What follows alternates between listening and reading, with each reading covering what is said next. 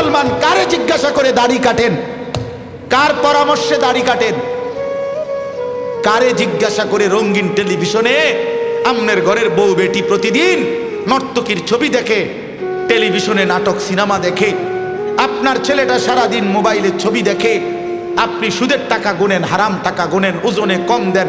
প্রিয় ভাই, সেজদাবিহীন মানুষ হয় না।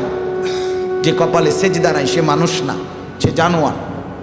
সোজা কথা, যে সেজদা দেয় না সে মানুষ নয়, সে চতুষ্পদ জন্তু। আল্লাহ কোরআনে বলছে মনের ইচ্ছা মতো চলে। ছেলেদেরকে বলি বাবা, একটা ছেলে তোমাদেরকে বলি বাপ, আমি অনেকবার বলছি এ কথা, কোরআন শরীফের সূরা আরাফের মধ্যে আছে। আল্লাহ বলছে মনের ইচ্ছা মতো যে চলে, শয়তান যারে পিছনে লাগে, দুনিয়াটাকেই যে আপন ঠিকানা মনে করে। এই তিনটা বিষয় আল্লাহ বলছে।